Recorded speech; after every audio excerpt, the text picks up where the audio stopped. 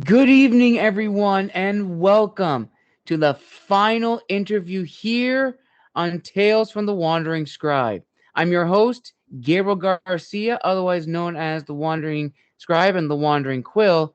And today, joining us is an author making her official debut here on the channel in her very first interview ever. My guest today is an aspiring author and artist with an unyielding love for everything mythology, fantasy, and anime. When she isn't writing or drawing, she's spending her free time daydreaming about the strange world and the characters that thrive in it. An avid reader herself, she hopes to see her debut novel, Mystic Rising, amongst the stories that inspired her wildest imaginations. So, it is my privilege and honor to showcase this amazing author. So, without further ado, let's give a huge round of applause to November's final author for this month, Devin Thornton, aka AutumnMei. AutumnMei, thank you so much for coming on the show this evening. Thank you so much. This means so much to me. I'm glad to be here. Awesome. We are so excited to have you on the show. Now, before we dive into your book, Mystic Rising, is there anything you would like to share with our viewers and listeners? I honestly don't know where I honestly don't know where to start. If I start with the backstory, if I start with the backstory, we'll be here all night. Oh, goodness, I got the hiccups.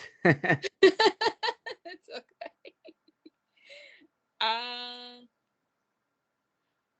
well, I do hope that the viewers enjoy Mystic Rising, as it means a lot to me. It was one of the stories I got serious with growing up. I began writing it in high school and started to get more serious with it in college, and never would I ever guessed in my wildest dreams I would finally be staring at my own work as a physical copy. Yeah, I have to agree. There is that feeling of seeing your own work right in your hands and just holding it and realizing it's no longer a dream, it's now a reality. And as a little teaser for our viewers and listeners, what can you tell us about your debut novel?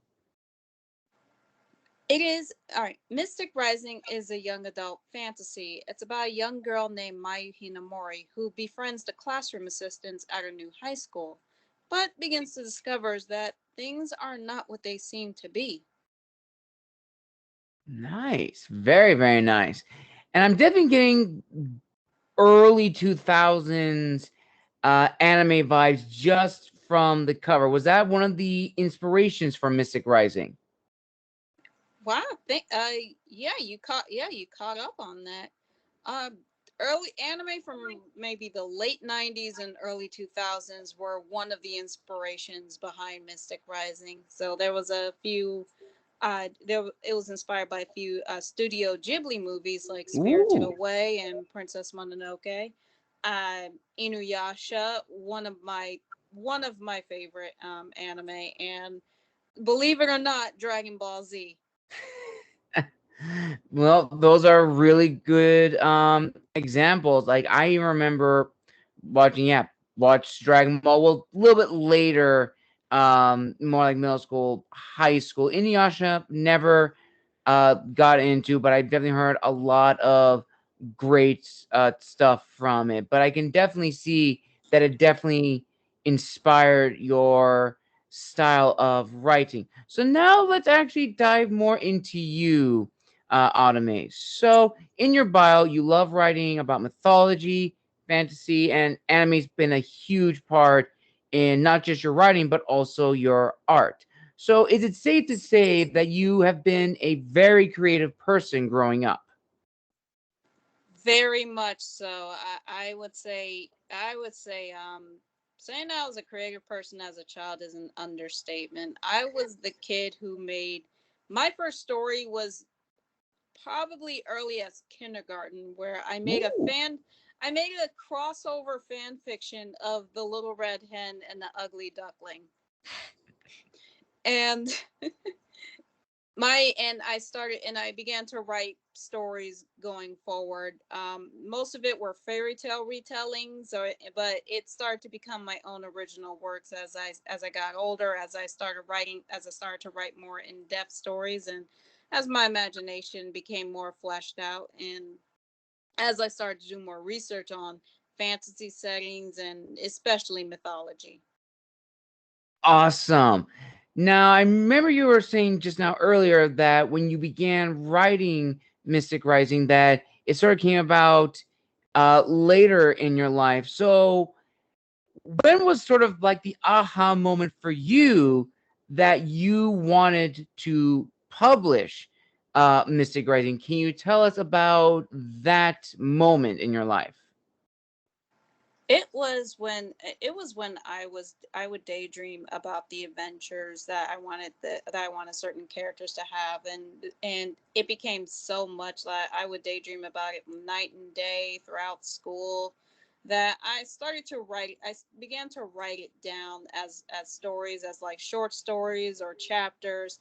I wrote about characters, and I drew them, wrote backstories about them, and I would share it with some of my friends who kept telling me, "You should publish this. You should publish this. You should publish this. The story sounds great. The story sounds awesome. It sounds like the story like." People would tell me that my little short stories or my little small adventures that I wrote down in my notebook, they could see it be a book that they would pull out of the shelves and would enjoy. Nice. That is always great to hear. And speaking of your book, now let's actually go into the creation of this. So let's go back in time a little bit. So you're sitting down, either you're writing the story out or you're typing it up on your computer. When you began typing this or writing this, what were the goals you had for yourself as the author, but also what were the goals and promises that you were thinking of for your audience? Or did you not even consider the audience at that time and solely focusing on yourself? That's a very hard, it's hard to answer because I think it was a mix of all of the above. I grew up reading a bunch of nonfiction, read a bunch of nonfiction stories in high school, and some of the Okay. stories that I had to read really did bum me out a bit. Like, Mm. if it was more like it was a nonfiction story, there were autobiographies, and I wanted to read something more fantasy focused. But back then, at the time, the only fantasy books that were available at my high school were range from Twilight or Percy Jackson. And once I read through Yes. Percy Jackson, I wanted to read something else, but couldn't find any other story. So when I sat down and wrote Mystic Rising, I wrote with the idea of what kind of story would I pull out of the shelf? Like, what story would grab my attention and have me Mm. sit down and read? As well as I like writing down my own versions of certain adventures. Like, if a main character from one story did X, Y, and Z, I want a character from my story to do ZYX instead, and see what happens.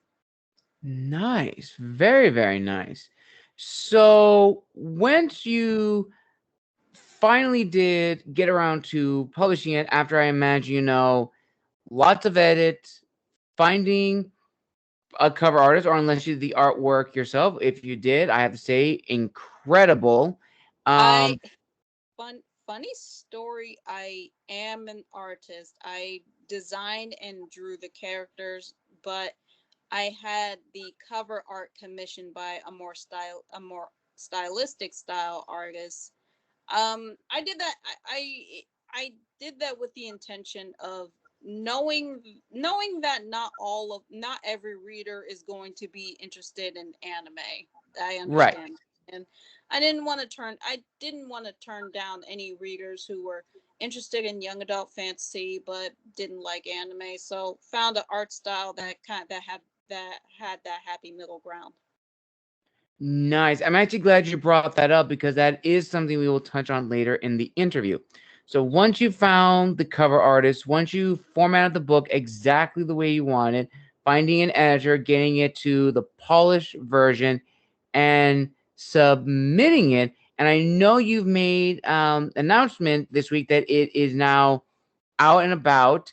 What were the initial reactions like from friends and family who saw this and realized, oh shoot, you actually published your story?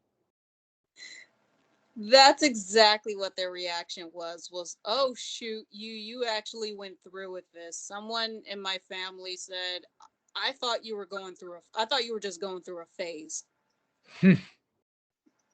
Oh man. Well, I will have to say this. That's probably the one answer that I have not gotten on the show for that question. You know, is it a phase? If someone did, I would have to go back through. But that is very, very, I love it. It's a nice little, it's like I didn't think you would actually do it. I mean, a lot of guests I've had on the show have said the exact same thing when their families found out. I was like, you actually posted. Oh, I thought you were just going to talk about it forever. But to actually have it is incredible. Now, did you share this story with friends and family or even other writers before publishing to get their initial feedback or what's the word? Review. And if you did, were they positive, negative, or somewhere down the middle?